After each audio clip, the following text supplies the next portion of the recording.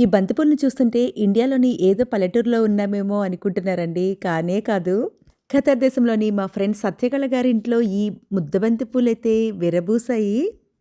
వీటితో పాటు ఎంత అందంగున్నాయి చూడండి గులాబీలైతే.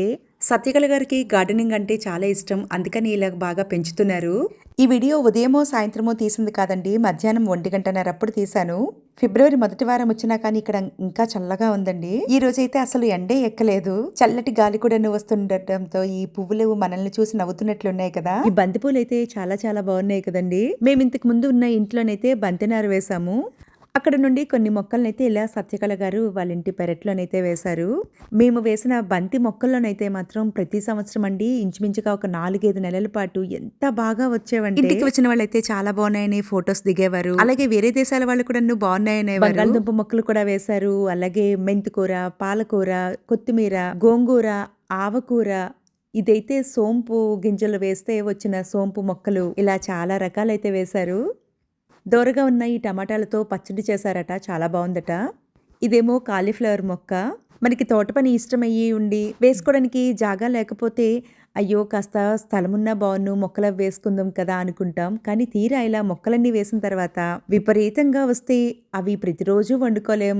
అలాగని ఫ్రెండ్స్కి గట్రా ఇస్తున్నా కానీ ఇంకా ఇంకా వస్తూ ఉంటే ఏం చెయ్యాలో అర్థం కాదు. ఇంకలా వదిలేస్తే ముదిరిపోయి మళ్ళీ కొత్తగా విత్తనాలైతే వస్తాయి. చిన్న తమలపాకు మొక్క కూడా పెట్టారు. ఇదిగోండి మళ్ళీ కాలీఫ్లవర్ మొక్కలైతే ఇంకో దగ్గర వేశారు. ఎడారంటే పంటలేం పండవు, అసలు ఆకుపచ్చగా ఉండదు అనుకుంటారేమో కానీ ఇక్కడ కూడాను ఇలా మొక్కలవి పెంచుతుంటారు. అలాగే అప్పట్లో గార్డెనింగ్ పోటీలు కూడా పెట్టేవారు. ఈ బంతి పూలు, గులాబీ పూలు, అలాగే ఇక్కడ ఈ చామంతి పూలను చూస్తుంటే బోలెడైన పాటలు గుర్తొస్తున్నాయండి. ఇదేమో వాము మొక్క. పెద్ద పెద్ద వాము ఆకులైతే ఉన్నాయి. బజ్జీలు అవి వేసుకోవడానికి బాగుంటాయి. ఈ చిన్నగా కనిపిస్తున్నవి అయితే ఏవో పిచ్చి మొక్కలైతే అన్నారు అని బాగున్నాయి అవి, అందుకే వీడియోలో ఉంచాను. అలాగే ఈ మొక్క అయితే తమిళ ఫ్రెండ్స్ వాటిని తింటే కడుపులో చాలా మంచిదని చెప్తుంటారండి. వాళ్ళు తమిళ వాళ్ళు అయితే వాడుతుంటారు. అరటి పిలకలు అయితే వచ్చాయి. అరటి పిలకలతో పాటు అక్కడే ఒక చిన్న పుదీనా కొమ్మ కూడా ఉంటే అది వేస్తే మొత్తం ఇలాగ అల్లుకుందట.